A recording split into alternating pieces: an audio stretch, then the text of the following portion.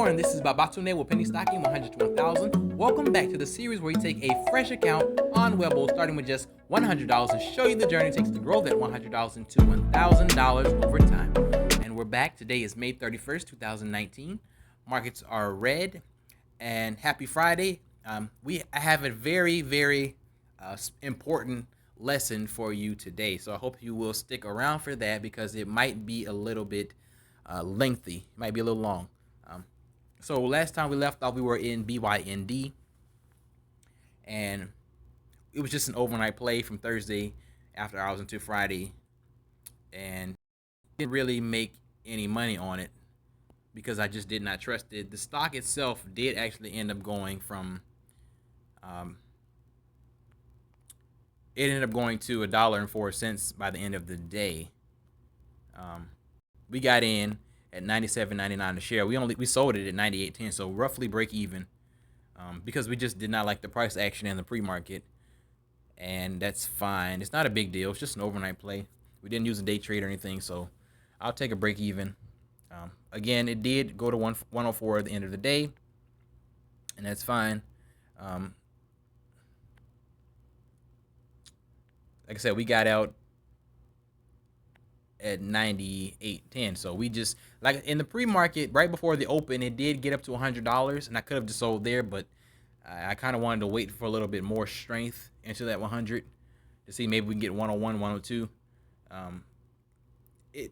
It really bounced straight off from that 100 and went right back down to 97, so I didn't like that price action, and so I waited for it to get back to 98, and I just went ahead and cut that position out and ended up break even.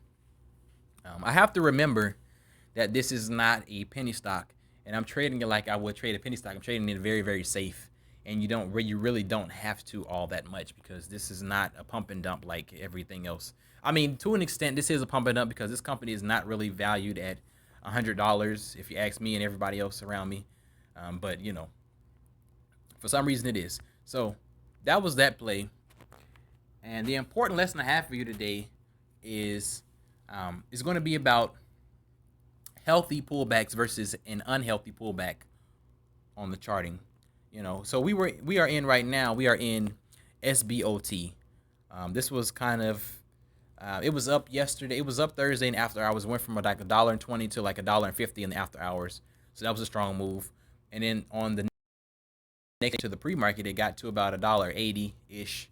And that's when we started looking at it. We should have gotten in then, but of course we were in the overnight hold with BYND, so we didn't want to just go ahead and drop that right away just to get in here.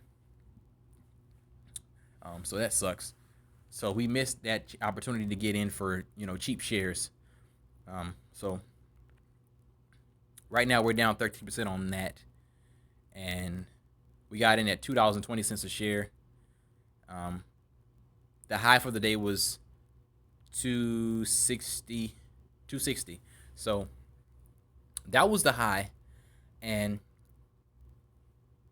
it's traded 48 million shares in volume, and it has a 5 million float. And the first tick it had traded 15 million. So that was pretty strong, and I guess I kind of got caught up in that action, and I kind of got greedy. I bought in on the second tick, this red tick here. The low of that second tick was 208. So in hindsight, I probably should have waited for that tick for that 15-minute candlestick to actually finish before I made a decision of wanting to get in or not. I should have let it settle a bit, but I kind of greeded for it and just jumped straight in pretty much after I sold BYND. I pretty much jumped straight in head first. So I got in at 220 a share. Then it just dropped. Next red candlestick, dropped, next red candlestick. And so I saw this was a support area. Even in the pre-market, it was holding the 180s, 190s pretty well. So this was a support area for it. And it pretty much stayed here all day in this region. This was support, strong support for it. So we just pretty much held that through the day. And I knew this was going to happen because I was looking at a good place to sell. This was the defined resistance. If you look at these two first candlesticks of the day, where it hit around when it hit 260. But you see the end of the wicks, before the wicks start, the resistance is around 230s, the 230s area. So I went ahead and actually, and as you can see here at the end of the day, or towards the end of the day, This was the high. The second hit 242. And I actually, and this was at 2 o'clock, I actually put in my sell order at 240, because I saw that resistance on the earlier candlesticks. So I said, you know, what is smart money going to be doing? Smart money is going to be dip buying at that support in the 180s, 190s. And, you know, smart money is going to be selling likely in the 230s, 240s, you know, at that resistance. And so if you don't believe me, I actually put in my order. I canceled it. I canceled it because I got greedy. I guess I kind of get tired of looking at all these plays. I trade too safely, and then I look at all these other plays pass me by, and they go up another. I sell for like 10, 20%, and then they go up another 40, 50%. And I get a little greedy because I kind of hate seeing that. But it's not a big deal. A win is a win. Take the win instead of looking at your account being in red like it is right now. So next time, you know, just take the win. It is what it is. I would have took a 9% win and moved on. You know, but as you can see here, yeah. So at around 10:23 a.m., I actually put in my sell order at 237, just waiting for it to reach that resistance. But then I canceled it because I got greedy. I said, you know, screw it. You know, 15 million in volume on the first tick. It's got to at least hit $3 today. Like, you know, and if you get these chat rooms and stuff with stock twits, everybody in the room is like a cheerleader. They're pumping it up. You know, boom, to the moon. You know, $3 today, $8 on Monday. You know, and these are the newbies that, you know, blow their accounts up roughly in a couple weeks, or, you know, they bag whole stocks for a year. You know, and these are the same people that they will eventually, even if you are the smartest guy, sometimes they get in your head, and, you know, they make you kind of think, well, you know, what if it did actually hit $3 a day? You know, I'm going to bag hold it. So even people like me, you know, I might fall for it. Not necessarily fall for it, but I might join the greed train with them a little bit here and there. And it, you know, sucks. I got to do better because I know better. I actually know better. You know, I feel bad for those people because they actually know better, but I know better. So I have to do better. But yeah, so that was that. So we actually canceled that order, and then, you know, we missed our opportunity to get out because we greeted for more. And the lesson I wanted to kind of teach was a healthy pullback versus an unhealthy pullback. You know, what is this here? Remember that this stock was trading the day before, you know, in the 120s, roughly. You have to understand, it got to 150 in the after hours. Then the pre-market, it got to like $1.80, something like that, $2. And then on the open, it got to 260. It's already been up over 100%, maybe 130, 140, 150%. It's already made a huge move. Smart money is getting out. You know, you have to remember that. So what is a healthy pullback? A healthy pullback would have been if it went to, you know, like I said, I got in the second tick. I got in at 220. If 220 found support and then it bounced back and hit 260 again and broke out past 260, that's what I call a healthy pullback. You know, it only went down, you know, maybe 20%, you know, before pushing back up again, you know, roughly. In this case, like I said, it hit a high of 260 and then came all the way down here to, what was the low, 180. So, you know, it dropped, you know, 35, 40%. You know, you have to, what is an unhealthy pullback? This is an unhealthy pullback. You know, there's something else at work. There's something greater at work. This is not just a regular pullback. It should not drop this much. If the strength is still there, the momentum is still there, it's just not going to drop that hard. I don't care how hard the shorts and the big money try to push this thing down. This is not a healthy pullback, if you ask me. And so that actually told me that I probably need to be thinking about getting out on my next chance to get out. And even though, like I said, even though I knew that this was an unhealthy pullback and I needed to get out and take a big strength spike, which was here, remember, where I canceled my order. Again, greed took over, and I was thinking, you know, listen to everybody on Stock Twitch thinking it's gonna hit $3, and, you know, kind of letting it get in my head. You know, all the cheerleaders on Stock Twitch let it get in my head, and, you know, of course, it backfired huge. So, you know, you have to think about that before you do these trades, and while you're in these trades, actually, You have to always be thinking about that. You need to have your plan together. And especially in the case where I didn't actually do my due diligence too well. I knew the 180s, 190s was support from the pre-market. At it in the intraday, I knew that was support. And like I said, I got in here in the 220s really, really, really late on it while it was declining on this red candlestick. So I already knew that I was chasing it. But like I said, I kind of got faked out because I saw the volume was so high, and I was just trying to jump on the train. Like I said, I really should have been in the 180s in the pre-market, but I was in BYND still. So I kind of chased this after I got out of BYND.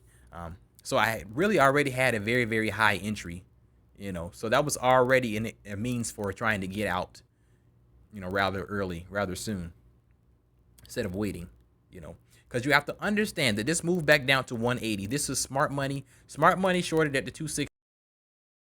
Smart money covered around here at the 180s. And smart money dip bought around here at the 180s. And smart money saw the resistance like I saw in the 230s, and they sold here, in the 230s, 240s. And I knew this already, but you just have to listen to yourself. You have to understand what is a healthy pullback, what is an unhealthy pullback. Like I said, this was an unhealthy pullback.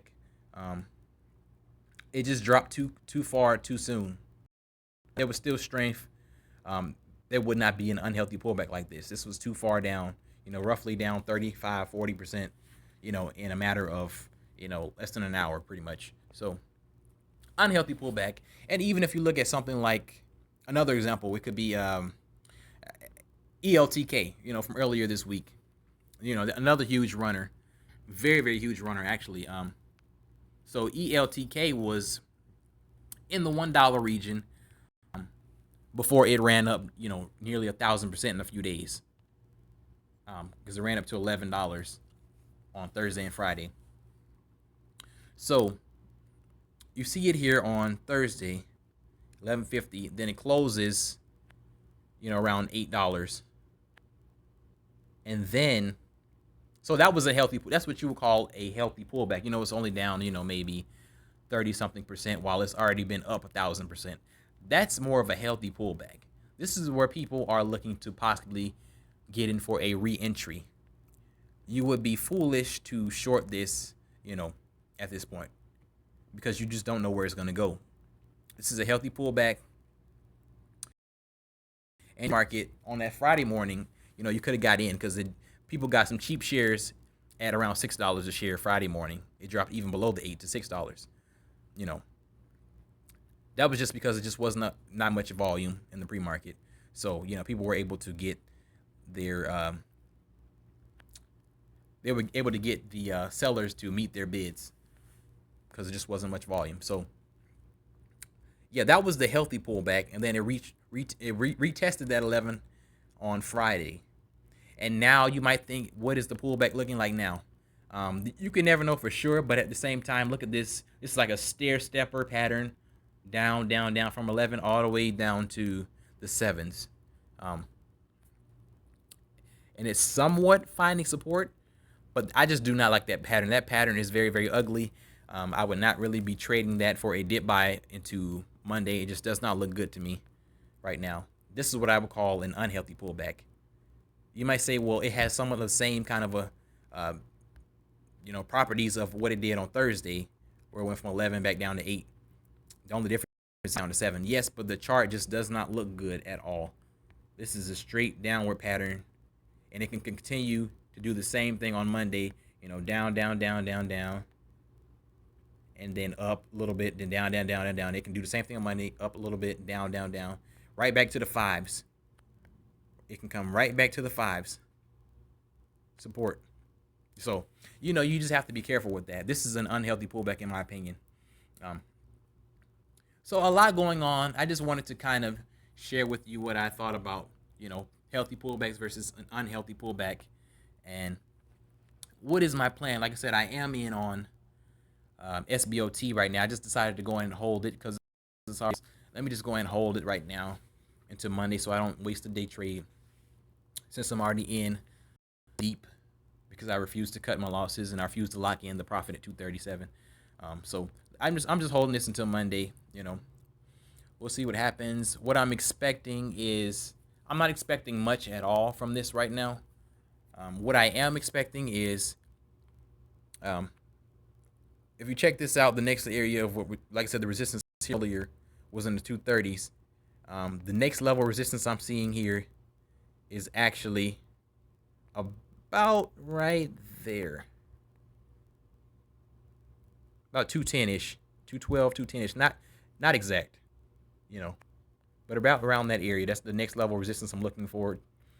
So, maybe even a little bit lower, maybe 207, 208. It doesn't have to be exact. So I'm probably going to see what happens in the pre-market on Monday. I might just go ahead and take a loss, cut the loss on Monday if it retests around 210 on Monday. I'll take like a 5, 6, 7% loss. But that's a lot better than taking a 15% loss right now. So, so we'll see what happens on Monday.